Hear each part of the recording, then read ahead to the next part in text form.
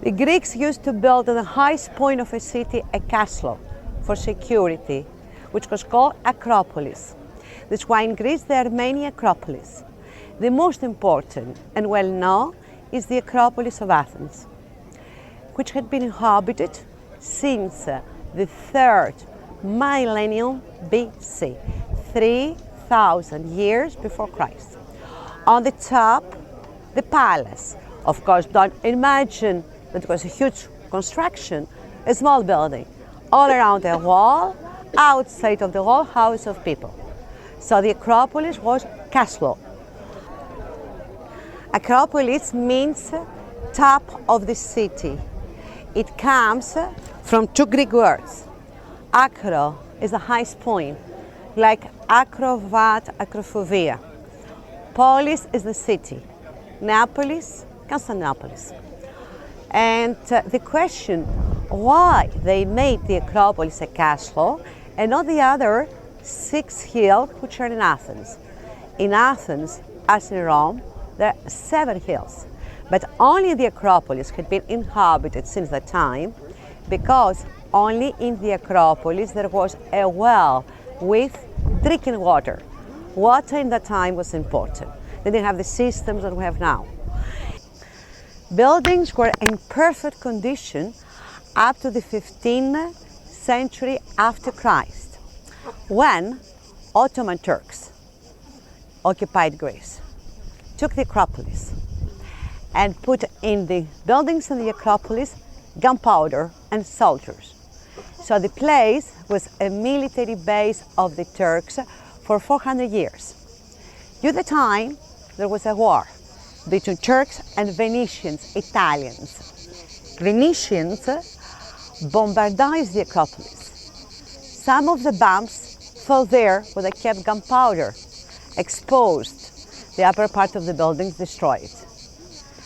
And then it was Lord Elgin, ambassador of Great Britain, who came here, were under the Turks, saw nice statues from the Acropolis, bought them from the Turks, brought them to England. They are now in the British Museum. They are called Elgin Marbles because they were taken from here by Lord Elgin. And years ago, the Greeks had asked them back. And the answer given to us is you don't have a big museum to put them. That's why we built a new museum, and we hope that we take part of them. Can you see a rock there? Yep. And there are some people on the top of it. Can you see it? Yes. This is the Mars Hill. And it's from there that the Apostle Paul preached Christianity to the Athenians. He came in Athens, he made a walk in Athens, and he saw temples dedicated to the 12 Greek gods. Some were dedicated to one unknown god. They didn't know him. This is because they were not sure that they worshipped all the gods.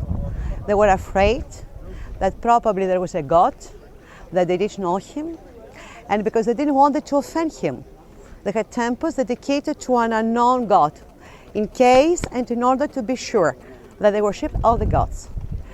This gave him the idea to talk to the people. He said, I have seen temples dedicated to an unknown god.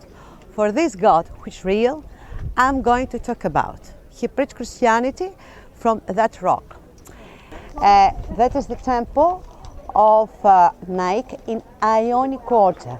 It was the first building which was built in the Acropolis after the Persian Wars. Built it to commemorate their victory against Persians.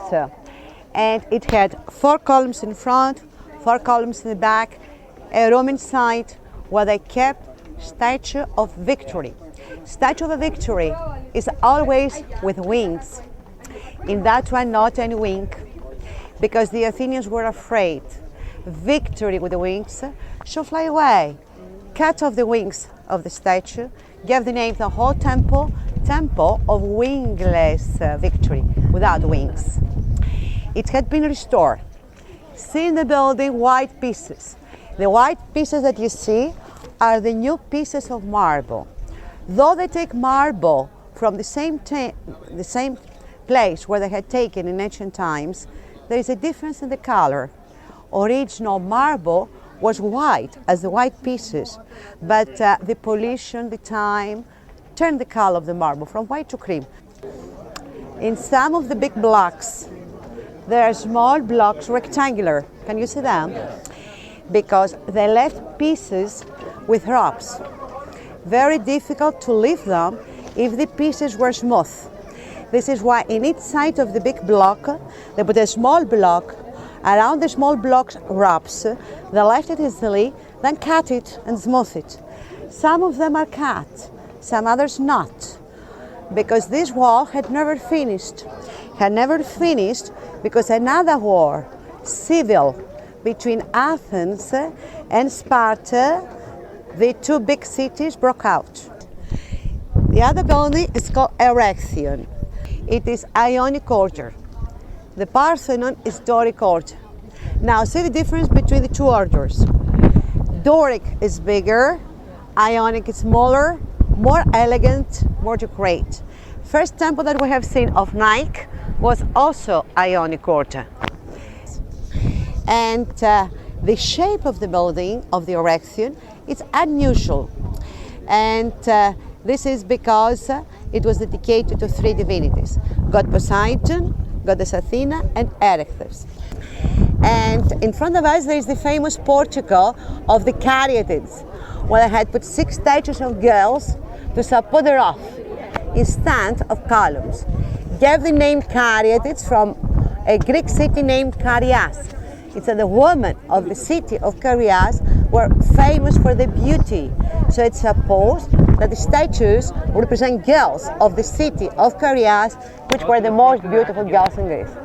Copies, the originals, are in the Acropolis Museum, except of one which is in the British Museum. Elegant, not monotonous. See, 3 left have the left leg leaning in front, the others right. Folds in each statue is different. About the Parthenon. The Parthenon is a temple dedicated to the goddess Athena. And as I said before, the goddess Athena had many faces. She was the goddess of the wisdom, war, peace, famility, virginity. In the Parthenon, she was worshipped as goddess virgin. Greek word for a virgin is Parthenos. Parthenon means palace of goddess virgin. This is why it took the name Parthenon. It is Doric order, and it's a masterpiece of a Doric order building. It's the most perfect and beautiful building that ever was built. Say that because in the Parthenon, no one line is straight and no one column is the same with the other. 2 architects built the building, Ictinus and Callicrates. So they had put the birth of the goddess Athena up there, and the statues are in the British Museum, except of those that we see, which are copies of the ones that we have in the Acropolis Museum. And they are head of horses left, which are up, head of horses right, which are down. The head of horses represent the sun, sunrise, sunset, to show us that the goddess Athena was born in daytime.